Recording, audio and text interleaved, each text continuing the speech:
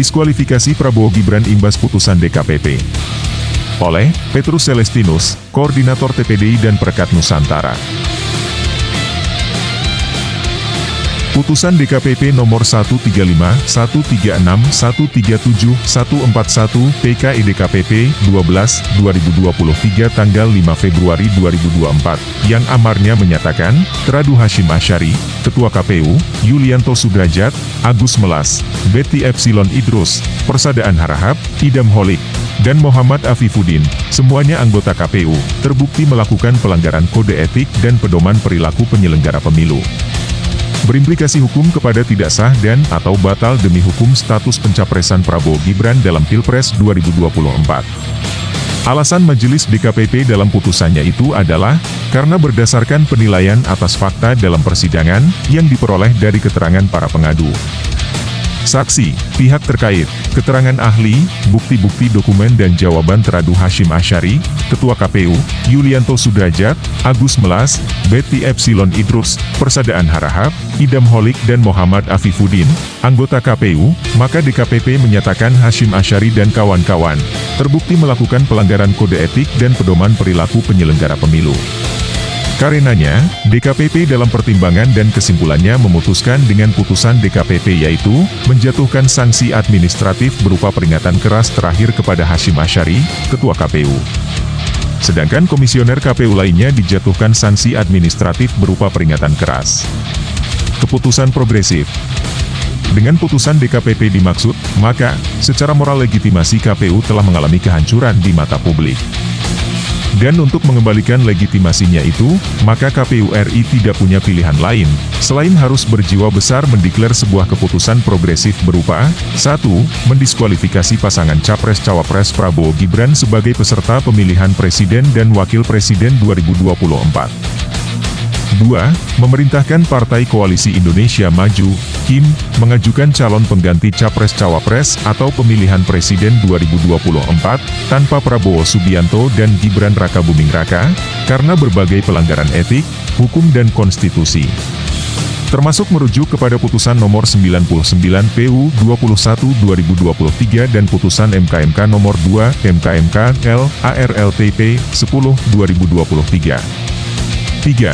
Menunda penyelenggaraan pemilu dalam waktu 2 kali 14 hari, terhitung sejak tanggal 14 Februari 2024, agar Partai KIM mengajukan calon presiden dan calon wakil presiden pengganti, akibat diskualifikasi terhadap Prabowo Gibran. Tidak layak cawapres. Pendiskualifikasian oleh KPU RI, karena putusan DKPP menempatkan Gibran menjadi cawapres, yang dalam memperoleh tiket dari KPU melalui perbuatan melanggar hukum dan melanggar etika. Sehingga tidak layak, tidak pantas, dan tidak sepatutnya menjadi cawapres 2024 mendampingi Prabowo. Alasan hukumnya sangat kuat.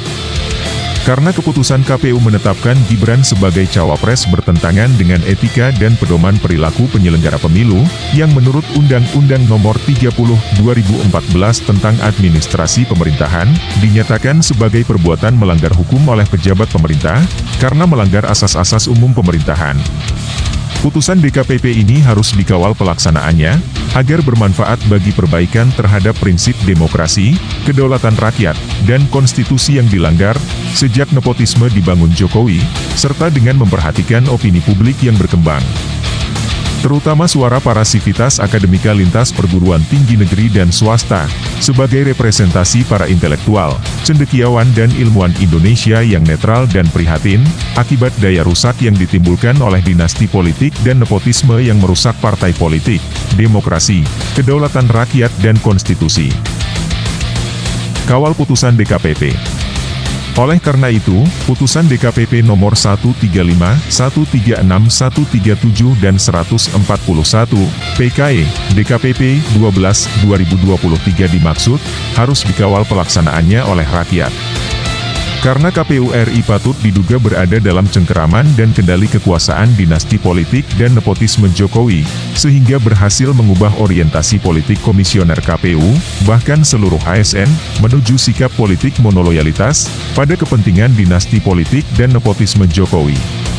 Kekuatan sivitas akademika lintas kampus semakin hari berkembang dan bertambah terus, sebagai kekuatan representasi kaum cendekiawan, intelektual dan ilmuwan seluruh Indonesia, yang dalam posisi netral, semakin mengkristal, mendesak pemerintah Ceki Presiden Jokowi mengakhiri aksi dinasti politik dan nepotisme serta kembali ke jalan yang benar. Sebagaimana list nama-nama kampus, antara lain, Universitas Gadjah Mada UGM, Universitas Islam Indonesia UII, Universitas Negeri Hairun Ternate, Universitas Andalas Padang, UIN Sunan Kalijaga Yogyakarta, Forum Guru Besar dan Dosen, Universitas Lambung Mangkurat Unlam, Unika Atmajaya, Universitas Indonesia UI, Universitas Muhammadiyah Yogyakarta, Universitas Pajajaran Bandung, UIN Syarif Hidayatullah Jakarta, ITS Surabaya, Universitas Riau, Universitas Lampung Unila, dan lainnya. Ini adalah kekuatan real yang bergerak atas dasar rasa tanggung jawab moral, etika dan hukum, demi menyelamatkan Indonesia dari bahaya laten dinasti politik dan nepotisme Jokowi, yang saat ini berkembang dan berdaya rusak tinggi.